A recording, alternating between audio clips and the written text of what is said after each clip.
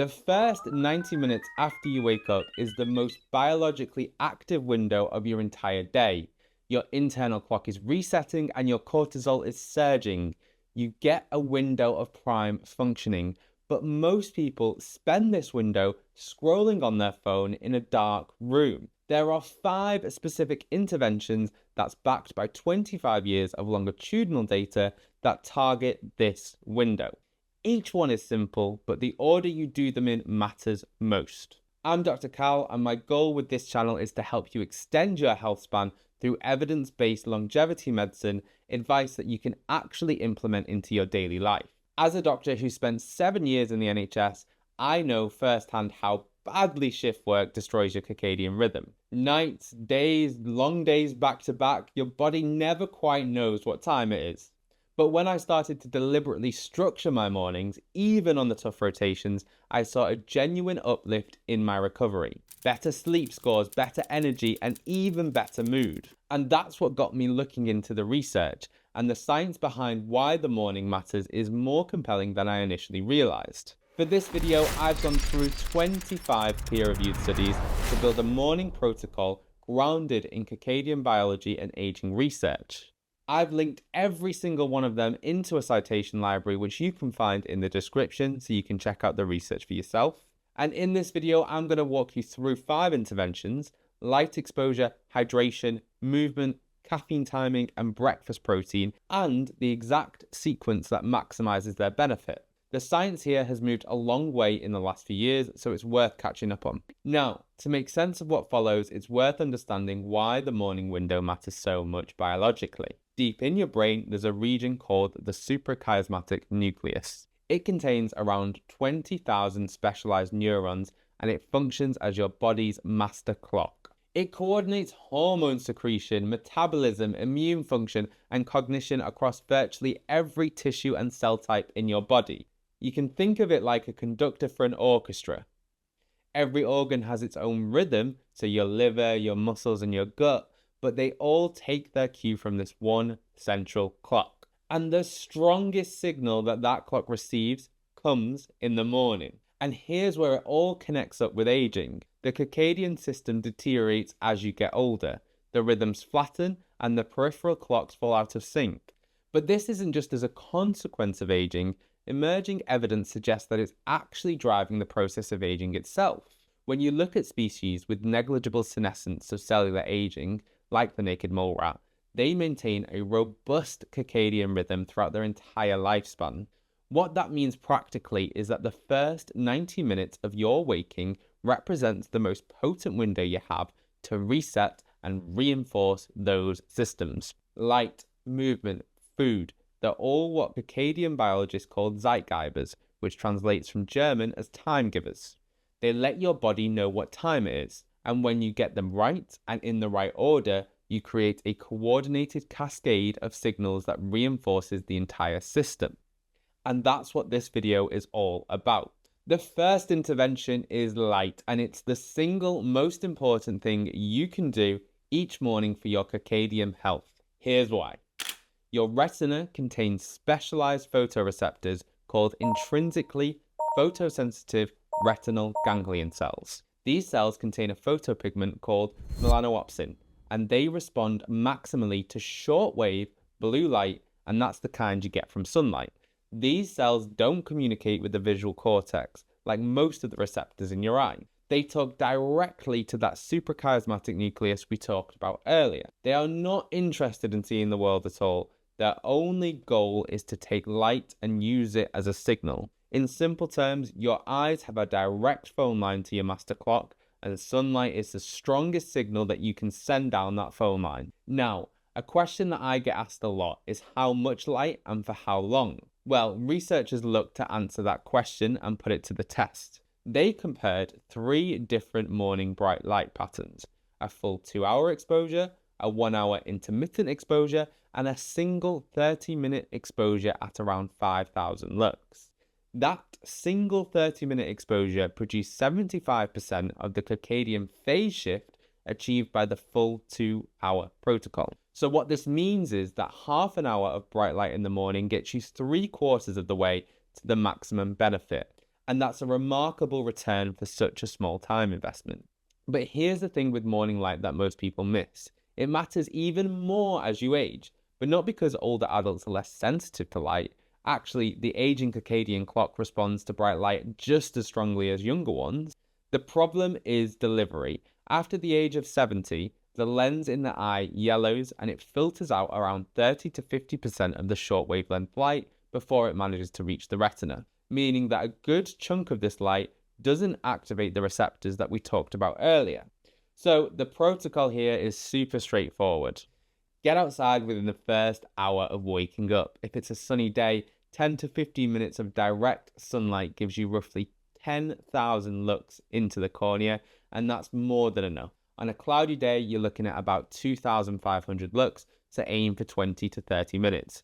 If you genuinely can't get outside, a 10,000 lux light therapy box for 20 to 30 minutes is a reasonable substitute. And here is a pro tip. If you combine this with your morning movement, which is the third intervention, you get both Zeitgeber signals simultaneously. Walking outside in the morning is one of the most efficient things that you can do for your circadian biology. All right, hydration, the second intervention. Overnight, you lose somewhere between 300 and 500 milliliters of water through respiration and perspiration. By the time you wake up, you're in a state of relative dehydration. And for most people, that state doesn't get addressed until mid-morning, if it gets addressed at all.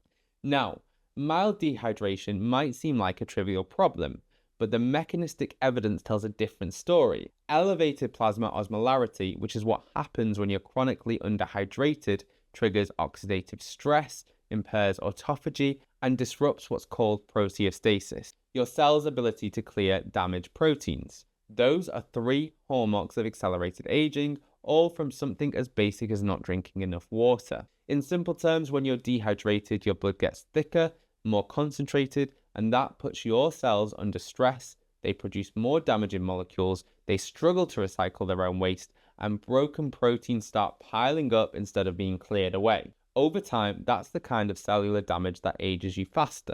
The most compelling evidence comes from the atherosclerosis risk in community study, the ARIC. Researchers followed over 15,000 people from middle age for 25 years, and they used serum sodium as a proxy for habitual hydration status because in healthy individuals, high serum sodium directly reflects lower total body water. People with middle-aged serum sodiums above 142 millimoles per litre had a 39% increased risk of developing chronic disease. At above 144, a 21% increase of premature death, and those with levels above 142 had a 50% higher odds of being biologically older than their chronological age. A follow-up analysis in 2025 confirmed the relationship and added an important detail. Like most things in longevity medicine, the link between serum sodium and biological age follows a U-shaped curve. The sweet spot sits at around 139 millimoles per litre. Each 1 millimole increase above this point was associated with a 0.08 additional years of biological aging. Values too low were also problematic. What that tells us is that this isn't about drinking as much water as possible, it's about consistent and adequate hydration. So, I would drink 300 to 500 mils of water upon waking before you do anything else. That's about 1 to 2 glasses. It rehydrates the tissue, improves blood viscosity, and primes the GI system for everything else that follows. For your total daily intake, the European Food Safety Authority recommends around 2 litres for women and 2.5 litres for men from fluids. But the bigger point is consistency. Build habit. Water upon waking, water before meals, water before using the bathroom. If you do these 3 things reliably, you'll hit your target without tracking anything. And here is something worth noting for older adults specifically. Thirst sensation decreases with age. You can't rely on the feeling of being thirsty to tell you when to drink. That's why habit-based approaches are so much more powerful. Now, the third intervention, movement. Physical activity functions as a potent Zeitgeber in its own right. When you contract your muscles, you activate an enzyme called AMPK, and that triggers calcium signals that directly influences circadian clock genes in peripheral tissues throughout your body. Morning exercise reinforces the cortisol awakening response, and that's the natural rise in cortisol that occurs around 30 minutes after waking at optimal amplitude. In simple terms, morning movement tells every organ in your body what time it is, and it basically synchronizes the orchestra. Now, most people know that exercise is good for cardiovascular health, but what's less appreciated is that it's when you exercise that matters independently of how much you exercise. A landmark analysis using UK biodata looked at this directly.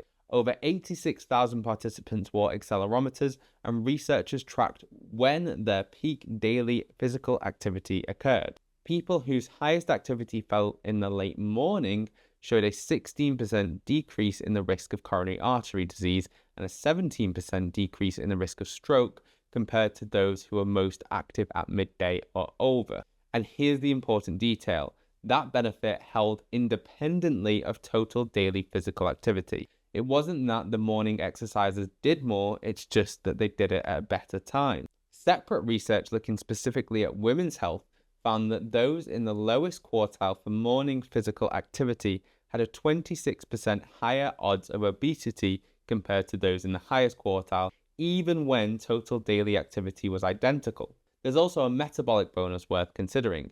Morning exercise, particularly before breakfast, preferentially enhances fat oxidation. This happens because overnight fasting depletes hepatic glycogen, the store of carbohydrates in your liver, so your body relies more heavily on fat for fuel. Morning also coincides with elevated expressions of genes encoding for fat oxidation enzyme. Same workout, different fuel source depending on when you do it. So I would aim for 20 to 30 minutes of moderate intensity activity after your light exposure. Walking, cycling, bodyweight exercises, the specific modality matters far less than consistency and timing. Ideally, do it outside so you're stacking both light and movement together. For older adults or those with mobility limitations, even 10 to 15 minutes of light movement, so seated exercises, stretching, gentle marching, provides benefits. The signal doesn't require high intensity, you just need to be regular with it to reap the rewards. Alright, the fourth intervention, and this one is the one most people are getting backwards. If you're like most coffee drinkers, you reach for it within minutes of waking up. I did this for years and the logic seems sound. You're tired, caffeine wakes you up, but circadian biology tells a different story. Caffeine's primary mechanism is blocking adenosine receptors. Adenosine is the molecule that builds up during wakefulness and makes you feel sleepy. But caffeine also increases cortisol secretion by elevating ACTH in the pituitary, activating the hypothalamic pituitary adrenal axis. In plain language, caffeine doesn't just block sleepiness, it also spikes your stress hormone, and that interaction matters depending on when you're drinking it. When you consume coffee first thing in the morning, during the natural cortisol awakening response, it amplifies and prolongs the cortisol surge that's already happening, and this can create a rapid tolerance. A control trial by Lavello and colleagues demonstrated this directly. After 5 days of caffeine abstinence, a caffeine challenge produced a robust cortisol increase throughout the entire day. But after 5 days of regular intake at 300 milligrams per day, the morning cortisol response was abolished. Tolerance developed within days. Afternoon cortisol sensitivity, however, remained. I know that this is the hardest change for most people. If delaying by 90 minutes feels impossible, start with 30. Even a short delay shifts the pharmacology into your favor. The fifth intervention is breakfast protein, and this one connects directly back to circadian biology in a way that most nutritional advice often overlooks. Your skeletal muscle doesn't synthesize protein at a constant rate throughout the day. It follows a circadian rhythm. Genes promoting muscle synthesis, the anabolic genes, show the highest expression during the early phase, that's the morning. Genes promoting protein breakdown peak in the evening and overnight. What that means is that the same protein consumed at the same dose produces different anabolic responses depending on when you eat it. Your muscles are primed for building protein in the morning and primed for breakdown at night. A randomized control trial by Kim and colleagues tested this in older women. One group received milk protein supplementation at breakfast, the other received exactly the same protein at dinner. Same dose, same quality, different time. The breakfast group showed significantly greater increases in skeletal muscle mass. They also showed higher hand grip strength and better performances on functional tests like the timed up and go, a measure that directly predicts fall risk and loss of independence. And the cross-sectional data is equally clear. The higher the ratio of morning protein to total daily protein intake, the greater the muscle mass and grip strength.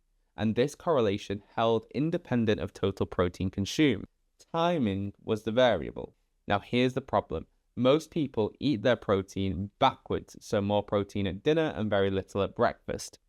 The threshold you're aiming for is 25 to 30 grams of high quality protein at breakfast. Going above 40 grams in a single meal extends the duration of the response, but doesn't meaningfully increase its magnitude. Time within 2 hours of waking. If you've done morning exercise, aim to eat within 1 to 2 hours of the exercise, because the mechanical stimulus from training, combined with the protein delivery at peak circadian anabolic capacity, creates a synergistic effect that neither stimulus can achieve alone. Okay, so those are the 5 interventions. Now let me walk you through the exact sequence because the order matters.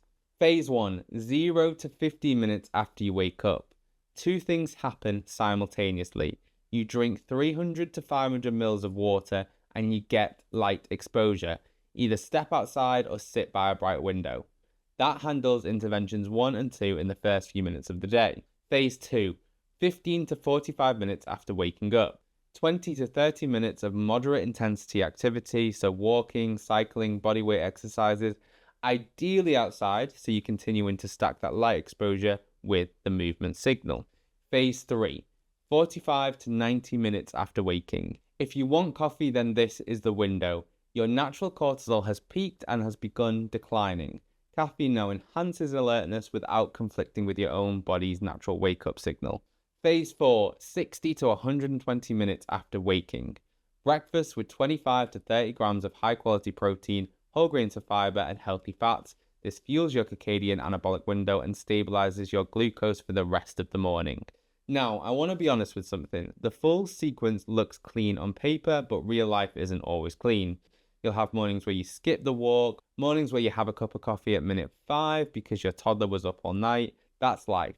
Don't let that mess up your progress towards building sustainable and unconscious habits over time. Consistency matters more than perfection, and the minimal effective dose is simpler than you think. Now, if you found this interesting and you want to understand why that breakfast protein matters even more than you think, I made a video on that topic that goes deep into the research, and I'll link it somewhere up here. As always, I've compiled all studies referenced in this video into a citation library. It's free and I'll link it in the description below. If you found this valuable, subscribing helps it reach more people. Let me know in the comments what you'd like me to cover next. Until next time, look after yourselves.